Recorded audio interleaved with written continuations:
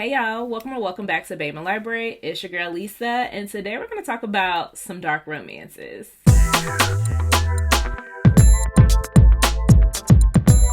Now this video is brought in partnership with Beccie and a ton of other booktubers that I will have linked down below. Please go ahead and check out some of their videos.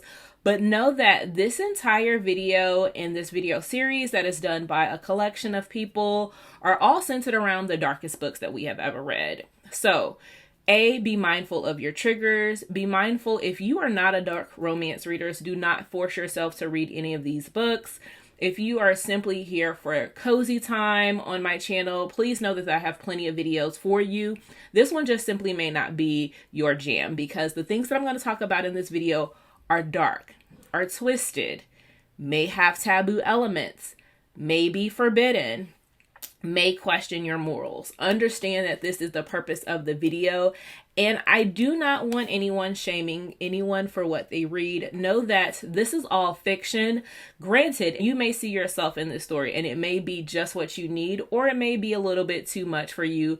Please manage your own reading. Please manage your own triggers. But that being said, I'm going to go ahead and jump into probably my latest obsession. This video could not be filmed if I did not purchase these books. Like, I had to have them on my shelves, and that is Jatoria C's The Devil Wears Bakarat series. So I have The Devil Wears Bakarat and The Devil Wears Bakarat 2. These are mafia dark romances.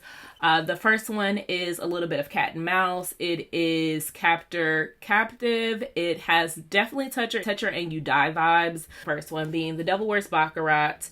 This one is Kenya and Alexander's romance. Alexander is known as the monster. His brother Constantine is known as the mind. And then they have another brother that's known as the mystery, which I am waiting for that third one in the series. But with Alexander, he is trying to find a new security person that handles technology for their mafia crew, because he just had to put the last one down. And in that, he finds Kenya's brother. Now, they are a part of the Romanian mafia, and so they break into Kenya's home and decide that they are going to take her brother from under her nose. However, they're like, oh, he probably will want his sister. Let's wake her up. So she wakes up to all three brothers in the bedroom.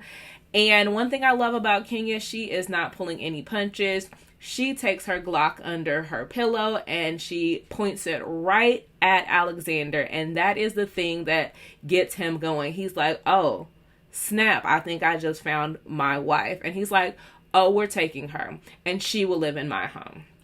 This man goes feral for Kenya. So much so that she has to have an escort that goes to her job. And whoever decides to breathe on her the wrong way is getting put down. This is giving toucher and, like I said, UDIE, but it is also a little bit of Beauty and the Beast elements to it, and it is a little bit of cat and mouse. And I didn't think it was going to get better in the series until I read Constantine's book. Now, Constantine, like I said, is the brother of Alexander, but he falls in love with Ari. Ari is the best friend of Kenya. And so we meet this couple at the end of book 2. Constantine is in a situation where he needs to find a wife. And so this is a marriage of convenience and forced proximity. It has only one bed trope. So if those are the things that you are interested in, pick up this one only after reading the first one, because what happens here is Constantine is like loyal. He said, hey, I need to marry you. I don't know you from a can of paint, but if you're going to be my wife, I'm going to be loyal to you and you need to be loyal to me. And we are in this thing regardless of how you feel. And let me tell you, Ari thinks that he's laughing. She's like, ha ha, very funny. You're drunk. I'm drunk. I'm moving on about my day.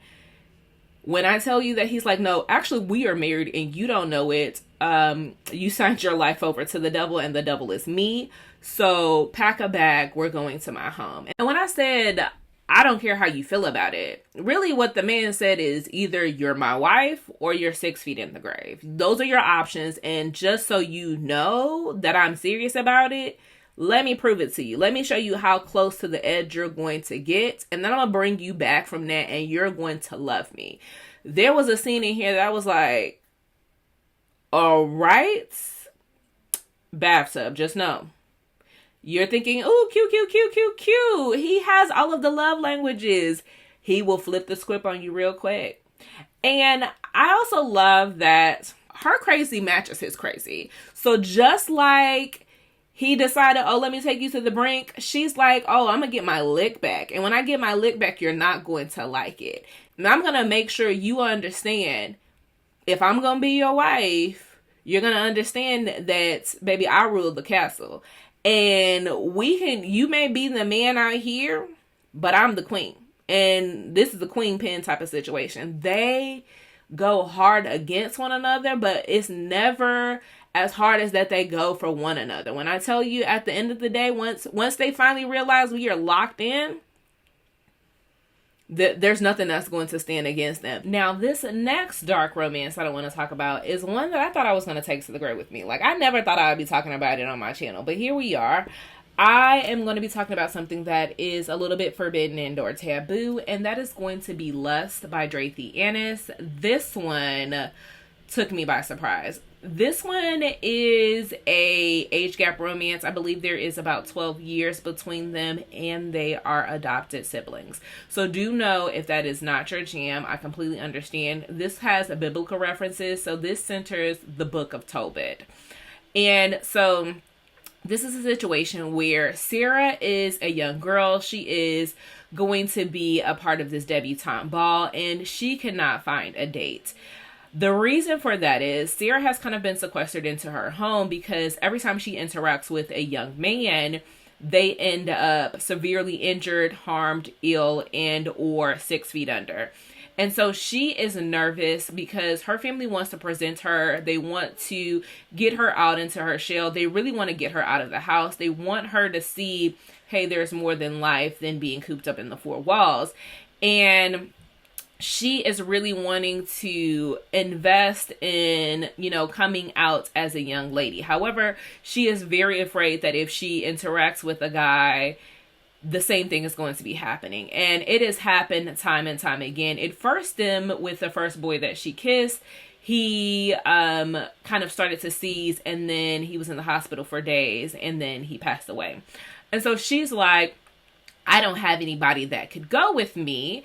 And her politician brother comes back in town and he's like, hey sis, I can help you out. I'll go to the dance with you.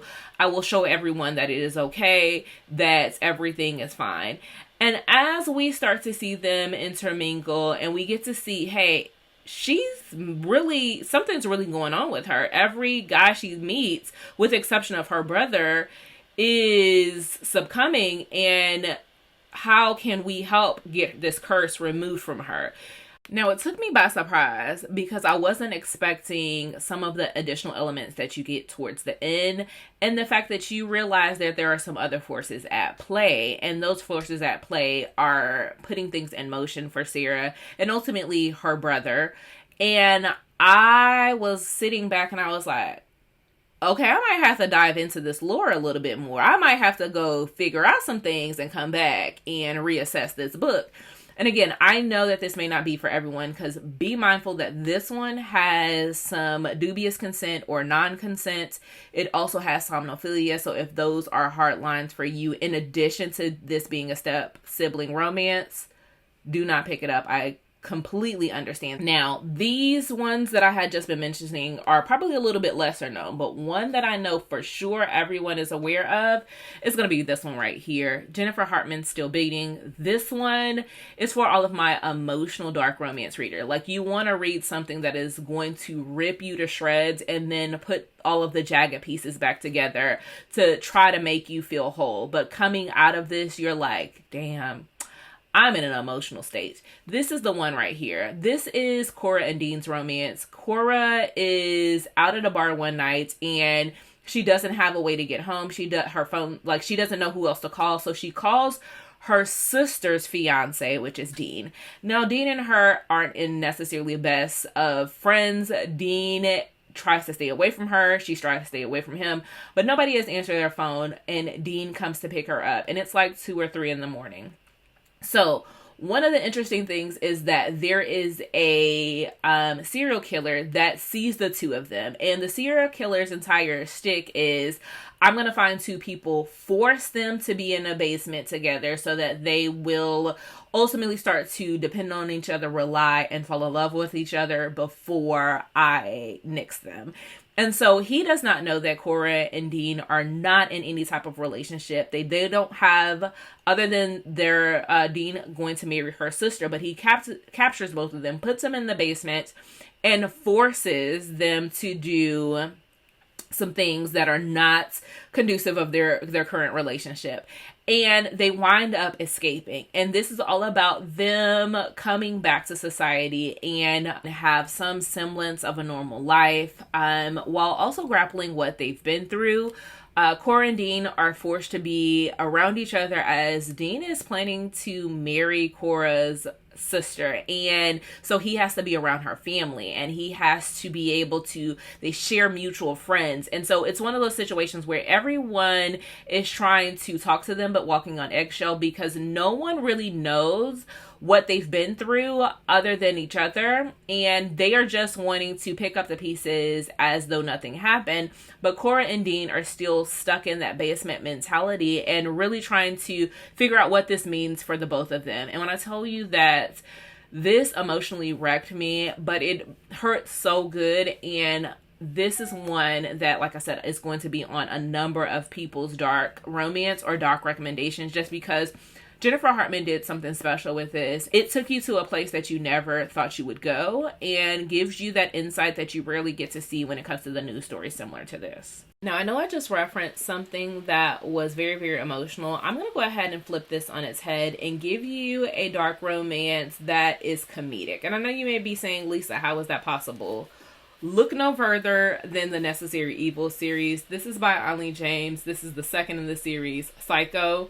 Each one of the Mulvaney brothers are funny to boot, and they don't even know it. Specifically in this story, you have August, who is this button-up, stringent professor. Now, he has a brilliant mind, and he is about his business as being a professor in the day, and at night, he takes cases from his father, who has collected each one of these psychopaths and said, hey, I'm going to put you to use and use your dark tendencies to be able to find the bad guys and be able to take them down. And in this series, in this book particular, August is trying to find out what is happening with these Indigenous women who are going missing, which is a real life incident, right? This is something that we don't even see reflected in our news and our media today, which is what I love that Ollie James did with this particular book. But there are these women that are going missing, and they are being trafficked and killed by white nationalists, and there is a former FBI agent by the name of Lucas who is on the case as well. Now, Lucas is clairvoyant, and he really decided to take a step back from the FBI because it was becoming too much for him. He was seeing victims, seeing their last moments of life, trying to profile the case and identify what was going on. He took a step back until he meets August, and August is now in his orbit, and he's like, hey, something is off with this guy. I'm getting dark vibes from him. And once August realized what Lucas can do, he becomes obsessed with him. And from there, they decide to tackle this case together. And I just really thoroughly enjoyed it. Each one of these books in the series definitely has their own specific case, their own dark elements. Again, but if you're looking for something that has a little bit of a more comedic touch to it, this is one of the series that I would tell you to pick up. Now, continuing on with my dark romance elements, I'm going to tell you to pick up Dysfunctional. It isn't necessarily laugh out loud funny, but the situations that Ezra and Caspian find themselves in, to me, are comedic, because this is a psychopath and sociopath relationship. Ezra lives in this quaint little town, and he has been flying under the radar until Caspian comes in. Now, Caspian knows who Ezra is, and he is infatuated with him, and he is trying to taunt him by bringing him out. And Ezra is like, hey, you are not going to ruin what I've got going on in this town. And Caspian like, Yes, I am. You're going to recognize me. You're going to love me. And I'm going to start messing with people in your community until you decide that you will be mine. And so Caspian takes a liking to a woman in their local small town, and Ezra's like, okay, you want to play? Let's play. And the two of them go on this spree together. There is a pleasure club in here, and you get to see that this is what happens when darkness calls into a void, and the echo is the voice that's reflected back at them. There is no holds bars between the two. The only thing that they know is that they need to be around each other. And it has one of my favorite elements that are actually in both of these books. So if you are watching this, I will tell you to leave me as my secret emoji a knife or a blood, because both of these have blood play. And this was one of the two books that I really realized, oh, this is the thing for me in my book. So if you got into this part of the video, leave me a knife or a blood emoji down below, because these two books will bring it out of you. The next book that I want to talk about is Toxic. This is by Kenya Gory Bell, and I will tell you, in order to read Toxic, you first need to read Bad Guy. This is the Blood Legacy series. I say start with this one because it is the first in the series, and there is a big bad that comes to play in Toxic that you first see in Bad Guy, and so it is a continuous story. So they are kind of codependent on one another, but specifically talking about Toxic because it's all in the name. This is a situation where it is a second chance romance. It has a revenge element, marriage in crisis, where our female main character, Taylor, is a ballerina, and she is just living her life. She has been 4 years removed from her husband, Hisashi, and Hisashi is like, hey, I am coming to collect my wife and collect my debts. She is owed to me, and I want revenge for how she left me. Now, in this story, he is upset because he has dedicated his life to her, and he's saying, hey, you have seen me in my darkest hours. You were supposed to love me through it, not realizing that the things that she went through in their marriage was too much and could break her. She is known as the little dove, and really he broke her wings and broke her spirit because he has a demon that's inside of him, and it really has some neurodivergent elements in terms of this demon that is within him actually harms Taylor, but he does it to not only protect Hisashi, who has dealt with some very traumatic experience in his past. This one has some elements for sexual abuse. It has elements of miscarriage, trigger warning for domestic violence, trigger warnings for murder. So just know that this one is very, very dark and very, very toxic. But Hisashi's demon is not only trying to protect Hisashi, but it's also trying to protect Taylor because he loves her. Both Hisashi and his demon really love Taylor, and there is a big bad element, like I stated, that is out for the both of them. And so with this, I will be mindful, this one is high on the spice and high on erotica, so it is a very long book. A lot of it can be skimmed through, but the storyline in its element is a big part of it in their sexual chemistry and sexual nature, because that is a lot of the ways in which the demon takes it out on Taylor. So be mindful. This one is long. I think it's about 500 pages. It is something that you have to start with Bad Guy first, and it is very, very, very toxic. So be mindful of that. But if you are a person like me that enjoys a marriage in crisis and a revenge story, this one may be one you want to check out. Now, I have a couple of other books that I want to talk to you all about. Nextly, I want to talk to you all that love Why Choose Romance, and I'm going to tell you to pick up Brut of Winter by Kira Casey. This one is mafia as well, similar to Jatoria's The Devil Wears Bakarat. This one has the mafia, but they are the Italian mafia. Winter is a character that she has decided to give her life to the mafia to spare her brother, who is a narcotic abuser, and he owes the mafia a debt. So she said, hey, if you spare my brother's life, I will give myself to you for 90 days to live in your home. So it is captive, and she goes to live with this mafia group, not necessarily knowing that she is a bigger piece of the puzzle at play. And the mafia don, Giovanni, knows this, right? So he is not touching her. He says, hey, you're going to live in my home. You're going to be under my protection and care.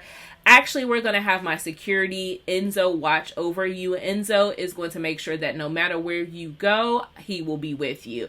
But what she doesn't realize is that being that she is under Enzo care, Enzo starts to fall for her.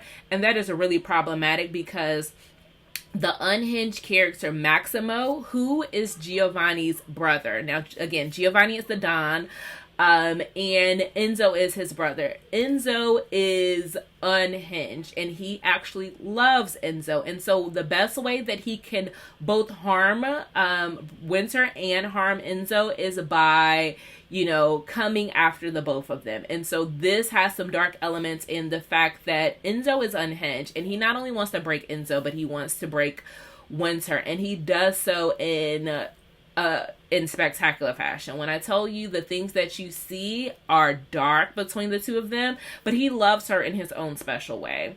And then you have Vito. Vito is the best friend of the Don, and he is the person that handles the money. He handles the players in the game. He is the second in command, and he is a little bit lighter to the touch. This one has, again, some dark elements, some trigger warnings you want to be mindful of. It definitely has murder.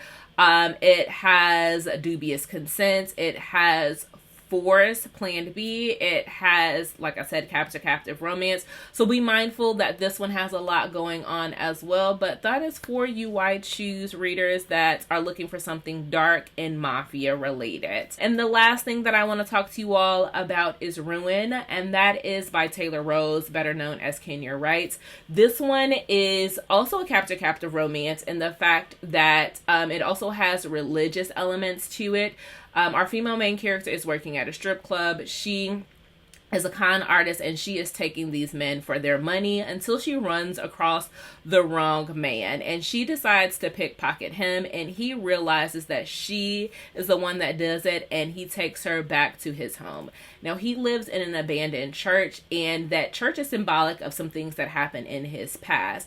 Now, again, this one I want to be mindful of that this one has sexual assault, childhood trauma. It has a little bit of bloodletting and like I said, captive romance. But this one is where our male main character starts to fall in love with her, and he is a little bit unhinged, and he loves her too hard, and so he likes to make his victims suffer and torture them just as he was tortured. And she decides to give in to him a little bit in order for her to escape his clutches. And the more times he spends with her, the more he becomes obsessed with her. And that is probably where I will leave you. I don't want to talk about too much because it is a duet. But just know that she leaves him in the rain, and the next book is called The Hunt, and it is definitely a wild ride. So as I said, please be mindful of all of your triggers. Know that this has a lot that is packed into there. I do have a lot of other books, dark romance, that I plan on reading for the month of October. Leave me a secret emoji if you have read from any of these. Let me know which ones you have read. If you are interested in leaving your recommendation of the darkest book you've read, leave them down below, and I will talk to you later. Thank you, Beccie, for this collab video, and have a great day. Bye.